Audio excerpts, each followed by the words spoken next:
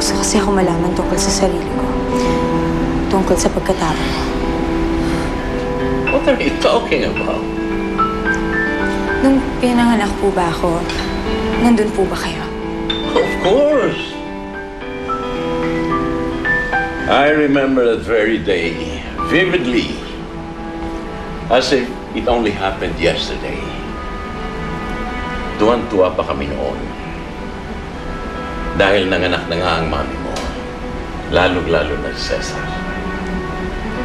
Mula nang ipinanganak ka, ikaw na ang naging apple of his eye. His world. You were his pride. Lo, may napansin po ba kayong kakaiba nung araw na yun? Pagkakaiba? Marso? Ay! Hey! What are you doing? Napakainit ng sabaw! I'm sorry, Romualdo. Hindi ko sinasadya.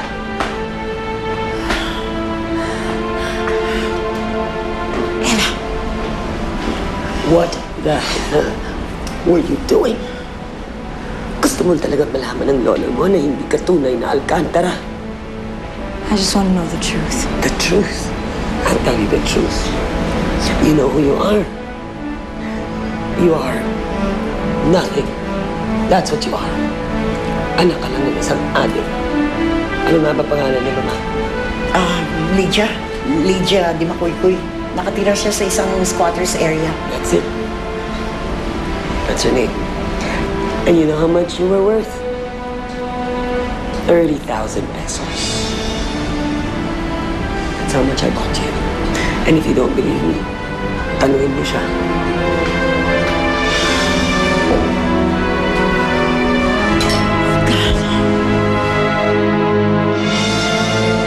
So, wala na talaga si Diana?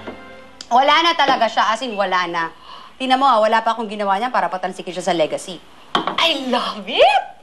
Siya talaga yung spy ng Lala, anak. Mali ko sa kanya. Hindi naman na importante yan. Ang importante, wala na siya. Tapos si Natasha nagloloka-lokahan na rin. That's 3 minus 2 equals 1. And who's the one? You! I love it! Oras na. This is my once-in-a-lifetime chance para mapatunayan kay Lolo na ako lang ang kaisa-isang dapat magmana ng legacy. Ikaw talaga. Just you! Ikaw talaga, anak! Kawawa lang talaga yung mga sisterette ko, no? Hindi mo na masabi ko ano nangyari sa kanila. Oy, ang sarap naman ito. Anong klaseng wine ito? Champagne! Champagne! Kaya naman palala ko yung champagne!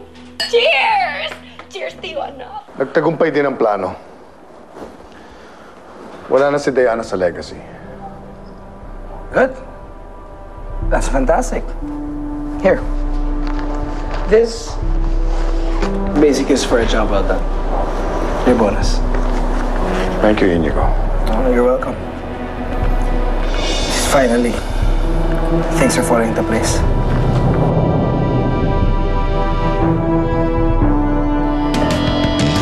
Is it true though, the things I'm hearing na si Diana ang mole ng Lala? No, definitely not. Paano mo nagawang palabasin na siya ang mole ng Lala? You know, I have my ways. And this is just a small piece of the bigger picture. Kawawa si Diana kasi siya yung naipit eh. Nay, sa tingin ko, dapat umalis na tayo sa bahay na to. Gago ka ba? Bakit nag-aalis dito? Hindi ka na pinapalis, di ba? Diana! Isabel! Lumabas kayo riyan! You've overstayed your welcome already. So, kailangan umalis na kayo ngayon. Siguro naunahan ako ng galit ko. As president of the company, you had every right to do what you did. Hello, ma'am. Nahanap ko na ang address ni Lydia Di Makoykoy. Sir, sino po hinahanap nyo? Andyan ba si Diana Calcetas? Wala na po sila. Biglaan nga pong sa balutan po sila at umalis pa. Yes, mukhang naliligaw ka yata. Ano ba? Bitawan mo nga ako! Yes. Bitawan mo ako! Very good. Bitawan mo! Tulog!